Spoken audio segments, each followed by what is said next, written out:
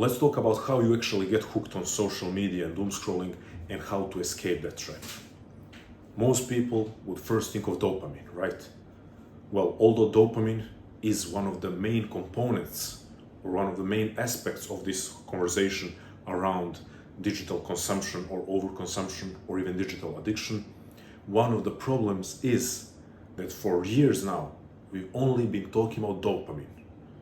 And yes, it's true that access to quick and easy dopamine, that is accessed without effort, is detrimental to our capacity to motivate ourselves to do difficult and constructive and healthy things. Although all of that is true, the problem is when we only focus on dopamine and we fail to recognize other tools that attention invaders are using against us. When I say attention invaders, that's a term that I like to use. I'm talking about multi-billion-dollar companies that are investing those billions of dollars into developing algorithms that are designed to hijack your attention. Why? Because we live in the attention economy. Your attention is the most prized and precious resource of our age.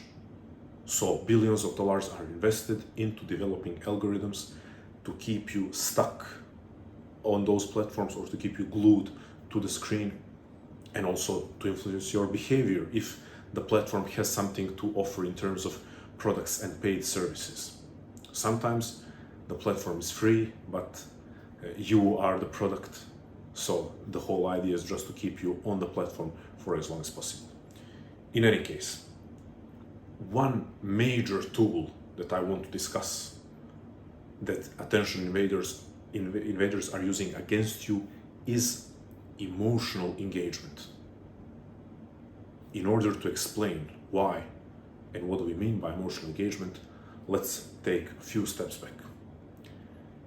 If these platforms or if these companies with their algorithms, if their main goal is to keep you glued to the screen for as long as possible, then how can we also frame this goal?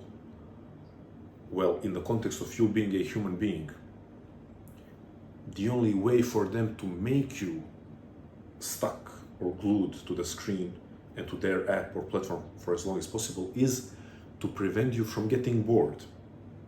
Because if and when you get bored, you will leave the app or leave the platform. But it would be a mistake to think that opposite of boredom is fun and entertainment. That would be wrong. So when they are thinking how to keep you glued to the screen and to their platform or app, they're not thinking how to provide the best fun and entertainment and enjoyment for you, because then you will not get bored. No. That's where emotional engagement comes into play. It is a better tool to prevent you from getting bored. And that's why we need to talk about it, because it is one of the main aspects of this conversation of digital consumption, overconsumption, or even addiction. That's why I had to mention dopamine, because so many people only think about dopamine and only think about biological terms and biological aspects or neurological aspects of this dynamic of us staying glued to the screen. But what about the psychological? And that's emotional engagement.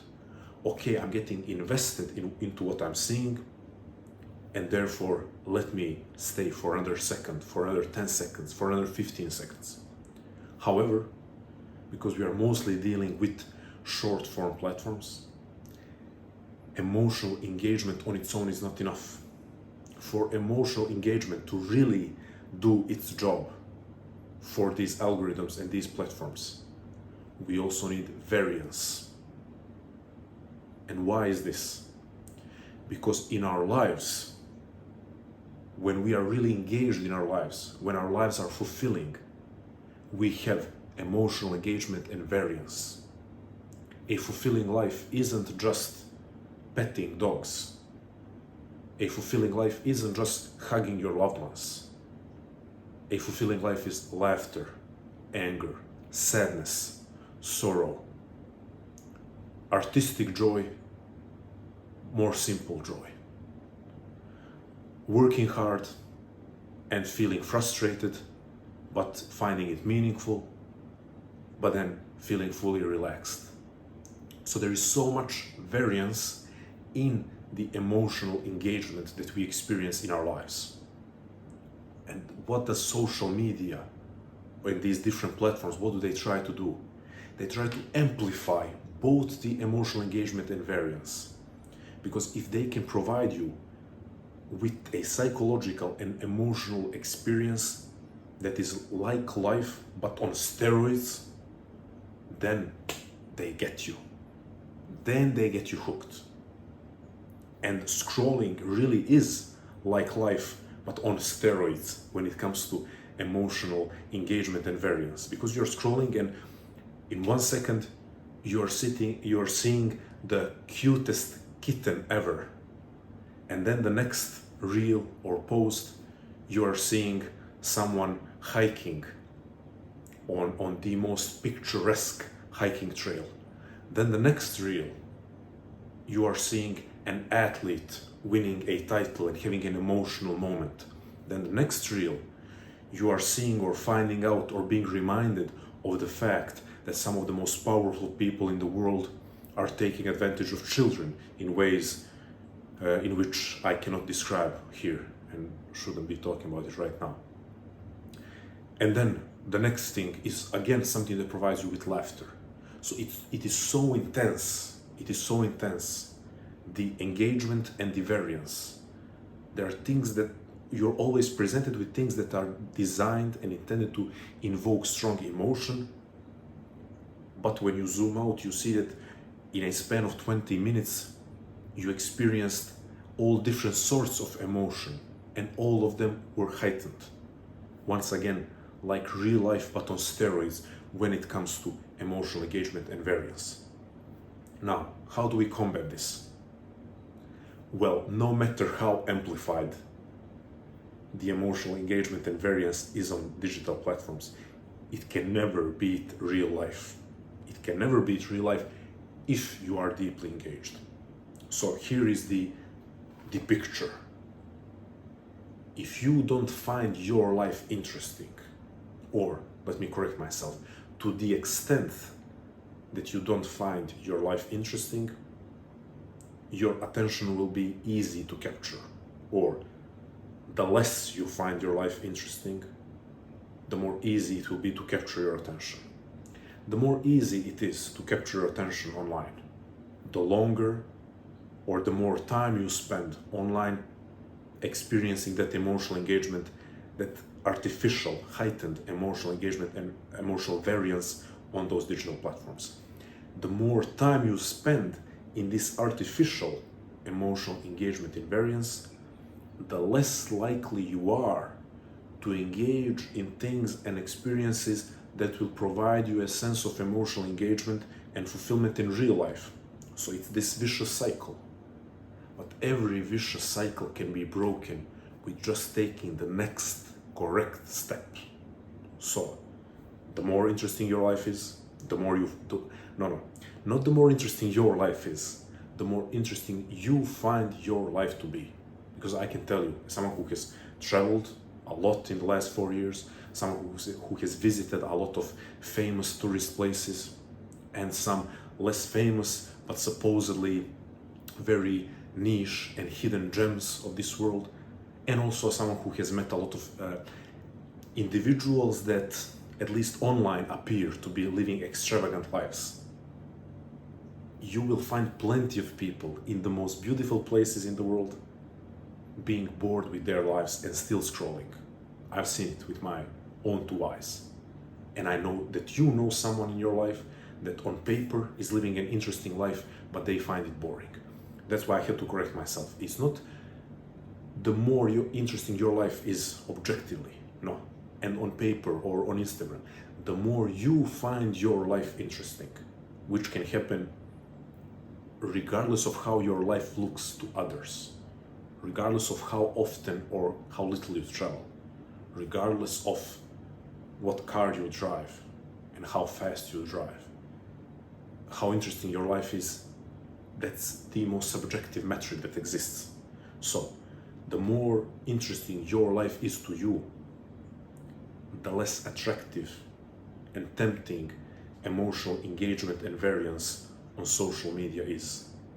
The less it's tempting, the less time you spend engaging in it. The less time you engage spending in it, the more time and energy you have to invest in your life and to keep making it even more interesting and even more engaging. And we have the opposite of the vicious cycle. We have an ever expanding and ascending spiral. And the difference between the two really isn't that great when it comes to the steps that you need to take. If you feel that you're now in that downward spiral, in a month, the experience of your life could be incomparably different. It could be incomparably different tomorrow or in 3 days. But in a month, you could be living a different life. The momentum shift can happen an hour from now. So don't think that the month is some kind of objective metric, some kind of unit of measure that you need to reach, some kind of milestone that everyone has to reach. I'm putting it as an encouraging point that in a month you could be living a different life when it comes to how interesting you find it to be. So what are those first steps? Here is a clear challenge.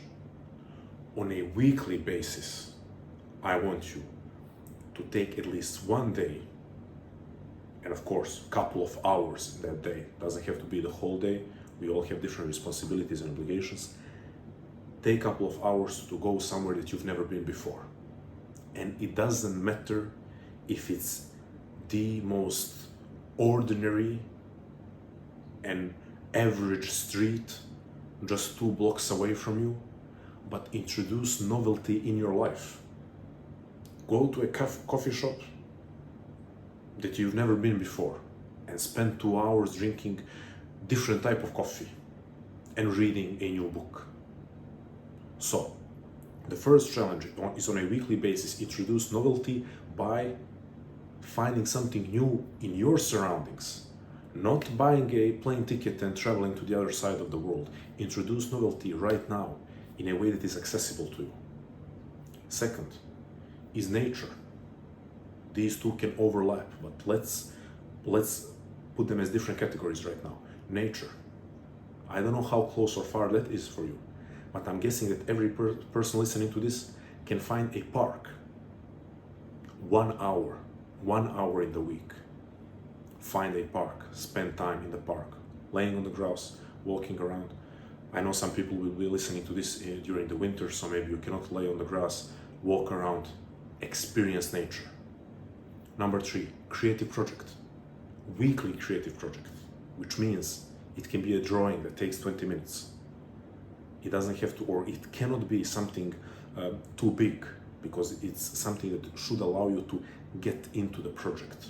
Then later on, or right now, if you are a person who already has an artistic or creative practice, you can take on a bigger project. But for now, buy a coloring, how they call it, coloring book, where you fill in different parts of an already printed out image. You fill out different parts with colors. So buy a coloring book, do a drawing, the most amateur drawing without any pressure on how it's going to look like. Try to write a poem, anything that will have the creative/artistic element to it, and you will allow yourself to express yourself and to engage with some sort of artistic/creative expression. Number 4, people. Start spending more time with people.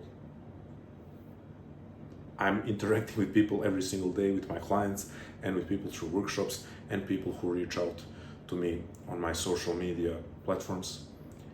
And often people say how they struggle with not being surrounded by supportive individuals, or not being surrounded by people who are interested in the same things. That's a very important thing to acknowledge. It can be a serious burden on someone to feel like they don't have a community, and I'm fully acknowledging it. However, still you have the responsibility to take matter into your own hands, and one way that you can do this is lower your standards. Not to spend time with people who are going to abuse you or disrespect you, but spend time with people that at the very least you know they're decent people. And other than that, doesn't matter if you have same interests or similar interests or not. Just spend time with people at the very least to exchange human stories, to listen to them. At the very least, I'm sure you can be a good listener. If they are not, maybe you will not get the proper support from them by them being a good listener or being able to offer advice. At the very least, you can be a good listener. You can learn something about another human, and by doing so, you learn about humanity in general. And you will be bringing more emotional engagement and investment into your life, because this is you getting to know humanity. This is not just one person venting and maybe putting some psychological or emotional burden on you. This is you interacting with life. This is you interacting with humanity. This is you being an explorer of human existence, a term that I like to use. And you're getting to know life better through getting to know humans better. Novelty through exploring different parts of your town or even just your neighborhood. Nature, creative/artistic project, people, almost any type of person interacting with humans. You can do all four of these on a weekly basis, on most weeks of your life. And if you do commit now to this, I guarantee in a week or two you will be dropping a comment or comments on this video saying how you actually do feel that subjectively your life is now way more interesting and you are less tempted to engage emotionally or to be invested emotionally in things that are happening on the screen, especially those 10, 30, 60-second format videos. So that's it, friends. This is a challenge, not just a suggestion. It is a challenge because I know you have it within you to make your life more interesting than it already is. Although I'm hoping and pretty confident that a lot of you already find your life quite interesting. But we could always enrich our lives. And I'm hoping that I am providing that to some extent to you as well. Thank you.